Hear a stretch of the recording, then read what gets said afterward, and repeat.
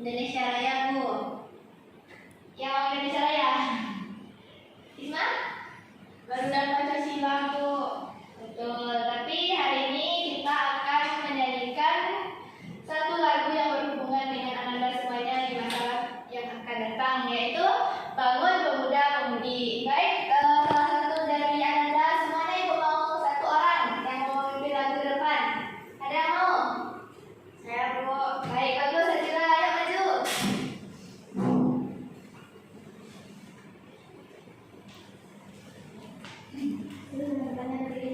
Untuk teman-temannya semua diharapkan berdiri.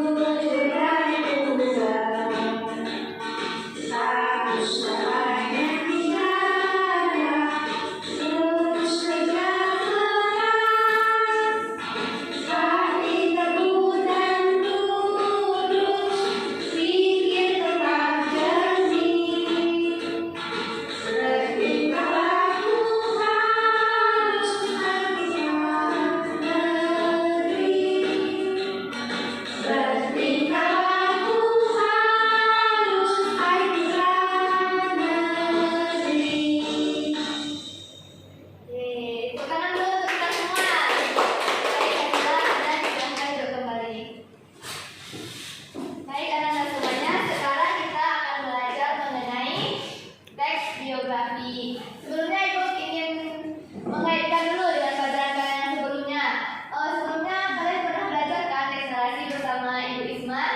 Dan ya. Nah, Ibu Isma kemarin mengajarkan tentang teks narasi berupa cerpen ya. Nah, sekarang di sini Ibu akan mengajarkan teks narasi yaitu biografi.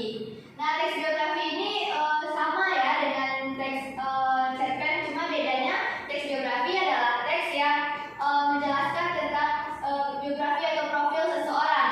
Nah, jadi itulah kaitannya sama dengan teks narasi. Teks biografi juga memiliki struktur orientasi, rangkaian peristiwa, dan resolusi.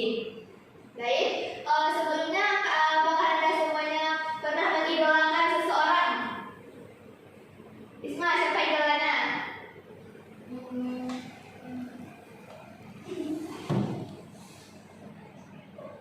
Nanti saja kepada Hamidah. Siapa idola Hamidah? Yang Hamidah kagumi, yang rasanya Hamidah jadikan wah dia paling enak banget. Nah, siapa? Dini, bagus siapa Dini? Oh, Dini Asika. Ya, Masya Allah. Ini ya bapak-bapak yang Masya Allah ya. Si Zila siapa? Penyanyi itu idol Salma. Masya Allah, bagus ya. Anda semuanya sudah punya idola. Pernahkah Anda semuanya membaca biografi dari idola Anda semuanya? Kayak kepo nih sama si idola aku cari dong di IG ya, ternyata ketemu dia lahir di sini, dia pendidikannya begini, karirnya begini. Apakah Anda pernah? Pernah. Baik, sekarang teks itulah yang akan kita bahas hari ini, yaitu teks yang membahas mengenai seseorang.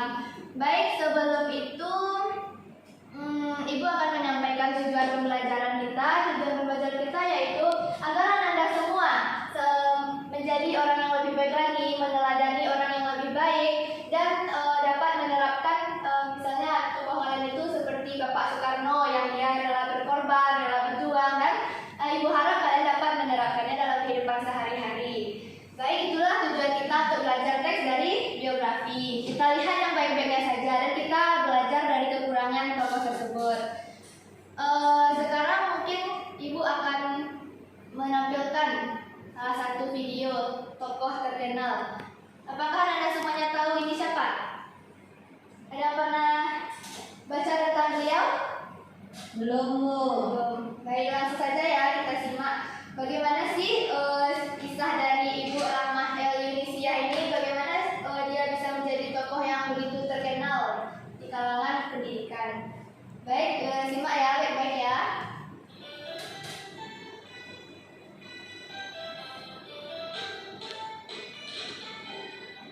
Halo teman-teman, kalian pernah mendengar nama Universitas Al-Azhar di Mesir? Dan tahukah kalian kalau fakultas khusus perempuan mereka terinspirasi dari sekolah dunia putri yang didirikan oleh Rahmah El Yunisiah? Ketika berkunjung ke Indonesia, para petinggi universitas kagum akan ide dan gagasan sekolah tersebut. Sampai Rahmah El Yunisiah menjadi orang pertama yang mendapat gelar kehormatan Syekhah dari kampus tersebut. Sebenarnya apa ya latar belakang Rahmah El Yunisiah mendirikan sekolah dunia putri? Rahmah El Yunisiah lahir 26 Oktober 1900 di Padang Panjang, Sumatera Barat. Sebagai bungsu dari 5 bersaudara, keluarga ini penganut agama yang taat. Ketika usia sekolah, Rahmah mengamati bagaimana anak laki-laki di kelas mendominasi. Hal ini membuat pelajar perempuan merasa malu bertanya, terutama dalam hal fikih kepada guru laki-laki. Sistem bercampurnya murid laki-laki dan perempuan di dunia school atau setara sanawiyah menjadi halangan pelajar perempuan mengutarakan hak berpendapat. Gagasan dan hasil pemikirannya pernah dia sampaikan kepada abangnya. Kalau saya tidak mulai dari sekarang, maka kaum saya akan tetap terbelakang. Jika lelaki bisa, kenapa perempuan tidak bisa? Dan pada tanggal 1 November 1923, Rahmah mendirikan sekolah dunia putri. Tujuannya agar perempuan lebih leluasa belajar dan lebih percaya diri. Beliau ingin perempuan menjadi ibu yang baik dalam rumah tangga dan di masyarakat. Menurutnya, hal tersebut hanya dapat dicapai melalui pendidikan, sehingga ia tetap memasukkan kurikulum seperti menjahit, memasak, dan keterampilan rumah tangga lainnya. Pada masanya, Rahmah El Yunisiah adalah penggerak kemajuan kaum perempuan di Sumatera Barat. Semua lembaga pendidikan yang didirikan Rahmah dikelola secara mandiri, tidak terikat dengan pemerintah kolonial Hindia Belanda. Menurut catatan Ensiklopedia Islam 2002, Rahmah El Yunisiah orang pertama di Sumatera Barat yang menaikkan bendera merah putih di halaman sekolahnya ketika mendengar Soekarno-Hatta menyatakan kemerdekaan Indonesia. Rahmah El Yunisiah tutup usia pada 26 Februari 1969. Beliau banyak disegani para pejuang pergerakan maupun cendekiawan, bahkan dianggap sebagai salah satu ulama perempuan terkemuka. Nah, demikian sekilas perjuangan pendiri sekolah Islam khusus perempuan Rahmah El Yunisiah. Sampai ketemu di video berikutnya ya. Oke, apakah Anda semuanya sudah mengerti apa yang disampaikan video yang Ibu terangkan? Mengerti, Bu? Baik, jadi siapa yang bisa mengemukakan pendapatnya setelah menonton video yang Ibu sajikan? Apa saja sih yang kalian dapat setelah mengetahui biografi dari Ibu Rahmah El Yunisiah?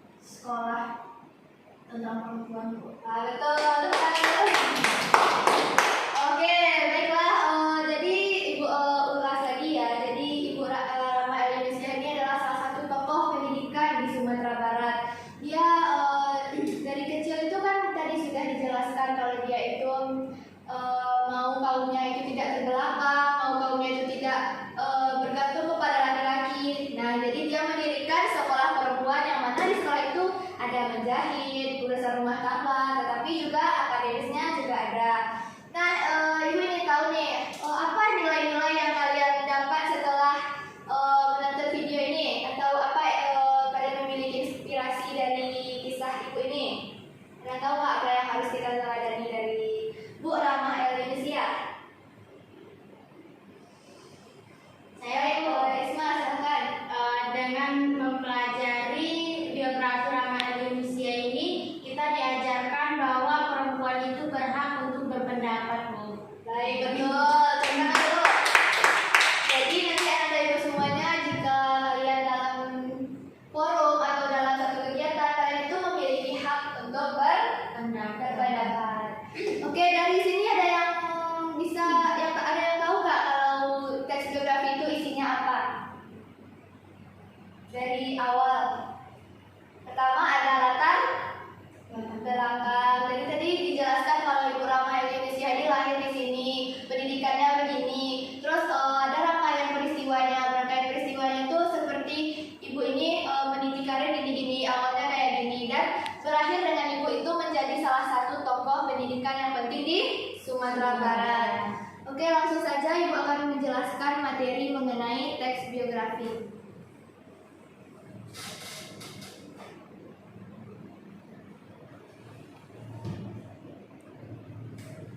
Baiklah, di sini bakal menjelaskan apa itu teks biografi. Mungkin Anda semua dari kegiatan kita tadi telah mengetahui dan sedikit menangkap ya tentang teks biografi ini, sudah lumayan kenal. Nah, teks biografi itu adalah teks yang membahas tentang kehidupan seseorang. Secara sederhana, teks biografi dapat diartikan sebagai sebuah riwayat hidup seseorang. Nah, seperti kan tadi dari lahir, dia lahir tahun segini, dia meninggal tahun segini, dan prestasinya begini-begini. Nah, semua teks yang membahas itu namanya teks biografi.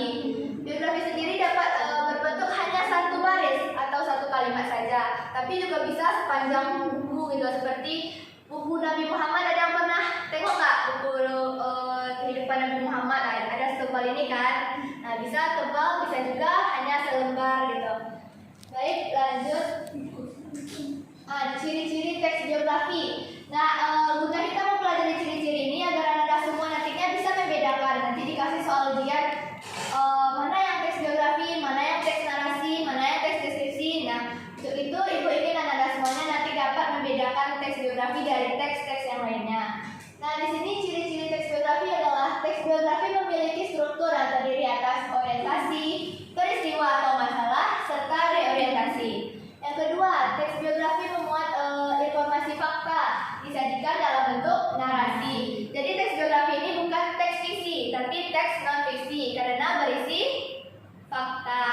Lanjut, ciri-ciri yang ketiganya yaitu fakta berdasarkan pengalaman hidup seseorang yang diceritakan dalam tokoh biografi tersebut.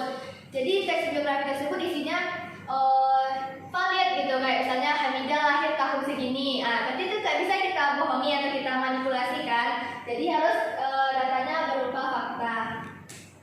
Lanjut, strukturnya tadi ada dibahas, ada 3, yaitu orientasi, peristiwa atau masalah, dan reorientasi. Orientasi merupakan bagian di mana menjelaskan tentang pengenalan tokoh, berisi gambaran awal tentang tokoh yang diceritakan dalam biografi tersebut.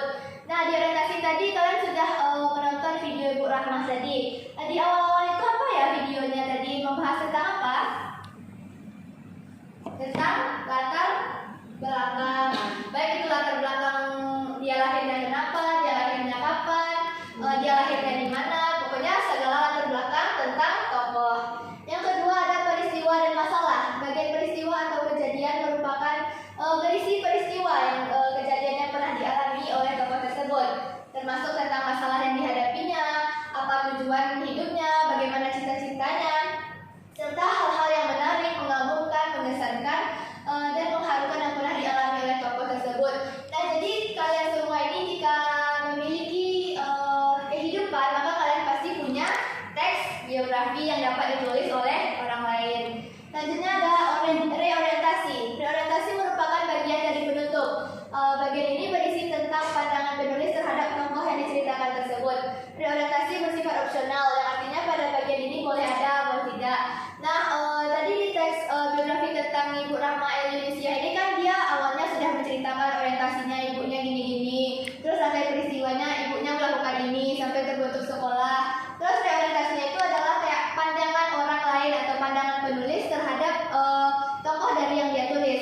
Nah, tadi di teks Ibu Rahma El Yunusiyah tadi penulis membilangnya kalau Ibu Rahma ini adalah tokoh yang terkenal dan yang masyhur di dunia pendidikan di Sumatera Barat dan juga menjadi inspirasi bagi orang-orang lainnya. Nah, itu tuh apakah Ibu El Yunusiyah sendiri yang membilangnya? Tidak, tapi yang menulis biografi tentang ibu tersebut. Lanjut. Nah, di sini ada macam-macam teks biografi. Di sini Ibu akan memaparkan dua macam teks biografi. Yang pertama ada autobiografi. Autobiografi itu adalah teks yang ditulis sendiri oleh penulisnya yang berupa yang berupa jalan hidupnya sendiri. Misalnya nih Zila membuat riwayat hidupnya sendiri. Aku lahir tahun segini, aku sekolah di sini, aku punya teman ini, aku cita-cita aku ini. Nah, itu jika Zila yang menulisnya sendiri itu disebut autobiografi. Tetapi jika biografi tersebut ditulis oleh misalnya Isma menulis biografi tokoh Nabi Muhammad, jadi Isma melakukan menulis biografi bukan autobiografi. Oke. Baik, terima kasih kepada anak-anak semuanya telah menyimak dengan baik. Apakah Anda mengerti tentang teks biografi? Mengerti. Sekarang Ibu tanya, sebutkan apa saja tadi struktur dari teks biografi. Versi baru nih, ada 3 tadi. Siapa yang bisa? Ya, Bu. Ayo, Amida. Yang pertama ada orientasi, yang kedua ada pemecahan masalah, yang ketiga ada reorientasi. Betul sekali, Mida. Terima kasih atas keberaniannya. Tapi ada yang mau menyempurnakan nggak? Baik, Isma. Yang pertama itu orientasi, Bu. Yang kedua peristiwa atau masalah. Yang ketiga reorientasi, Bu. Baik, betul. Ya, baik ya, anak-anak semuanya sangat hebat sekali. Nanti kepada pertanyaan Ibu yang terakhir nih. Apa saja macam-macam dari teks biografi yang Ibu paparkan tadi? Siapa yang bisa? Saya, Bu. Boleh Isma, apa Isma? Yang pertama autobiografi, yang kedua biografi, Bu. Baik, betul sekali. Tepuk tangan dulu untuk kita semua. Baik, di sini Ibu sudah melihat kalau kalian itu ternyata lelah sekali ya hari ini. Baiknya kita melakukan ice breaking terlebih dahulu. Anak-anak semua boleh berdiri. Kita ikuti kakak cantik di depan ya. Semuanya siap? Ya. 1, 2, 3. Satu, dua, tiga. Tangan kanan, tangan kiri, mempunyai jari. Kiri tangan, kiri tangan, kita perjalanan. Maju depan gelenggitan, ambil tepuk tangan. Tangan semua, tangan kedua, ke atas tangan kita. Itu yang kedua yang kita bentukkan. Jiwa hidupnya berdiri dengan tegak, balik kanan serentak, balik kanan serentak. Tepuk tangan dulu. Nih, Ibu lihat udah pada fresh lagi ya. Sekarang Ibu mau langsung saja membagikan tugas untuk Anda. Apakah sudah siap dengan tugas? Siap, Bu. Baik. Ini Isma berdua sama Hamida ya. Adila berdua sama ini. Nah, coba buka halaman sebentar. Tunggu dulu ya. Di sini ada lembar kerja peserta didik bagian teks biografi. Nah, di sini Ananda semuanya bacalah teks di bawah ini katanya. Disajikan sebuah teks dari seorang tokoh pemuda di Indonesia yang namanya Joy Alexander, seorang pianis yang mendunia. Kalian penasaran kan bagaimana kisah dari si abang ini? Penasaran. membaca. Terus Ibu mau kalian menjawab pertanyaan yang telah Ibu sediakan di sini. Nah, terus ini sistem pertanyaannya kayak gini. Ini pertanyaan dan ini jawabannya. Nanti kalian berdua bekerja, misalnya Isma mencari pertanyaan, si Hamidah mencari jawaban. Yang terakhir adalah kegiatan 2, yaitu menulis teks biografi. Di sini Ibu mau Isma menulis teks biografi dari Hamidah, Hamidah menulis teks biografi dari Isma. Si Zila juga begitu dengan Dini. Zila bertanya dulu lah sama Dini, Dini kamu lahir di mana? Dini gimana riwayat hidupnya? Nanti Zila yang menuliskan. Dini juga nanti menuliskan riwayat hidup si Zila. Baik, Ananda semuanya, Ibu harap kalian dapat mengerjakannya dengan baik dan selamat belajar.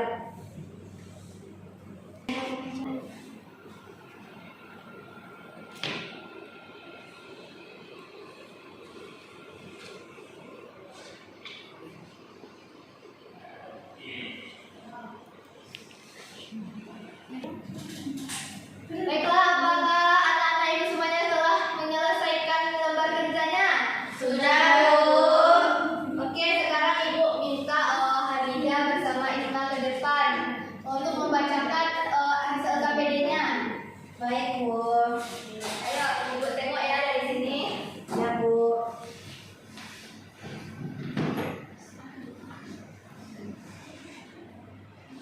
Ada siapa yang bertanya? Saya Bu. Yang menjawab berarti Hamidah. Oke, Ibu ingin mendengar hasil kerja keras kalian mengenai KPD. Langsung saja ya, kita dengar ya. Zila dan Dini. Ayo Isma dan Hamidah. Untuk pertanyaan 1, di mana Kak Joy Alexander sekarang tinggal? Di Amerika. Kedua, di mana Kak Joy Alexander lahir? Bali. Awalnya Joy belajar piano menggunakan Keyboard mini. apa saran Joy untuk teman-temannya? Saran Joy untuk teman-temannya, kamu harus punya harapan. Lakukan apa yang harus kamu lakukan dan janganlah pernah menyerah. Baik, terima kasih Isma dan Hamidah. Satu duduk, tepuk tangan dulu untuk Isma dan Hamidah. Baik, sekarang Ibu mau satu orang membacakan teks biografi dari temannya tadi. Ibu mau milih siapa ya? Ada yang mau nggak? Sepertinya Zila mau. Langsung saja ke depan Zila membacakan teks biografi yang Zila tulis tentang si Fitria Rahmadini. Baik, Bu. Ayo kita dengarkan sama-sama ya. Ya, Bu.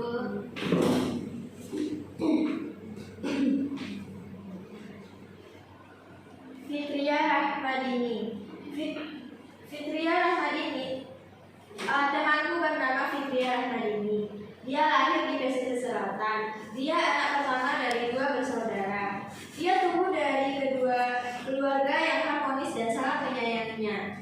Dini menjadi anak yang baik dan ceria.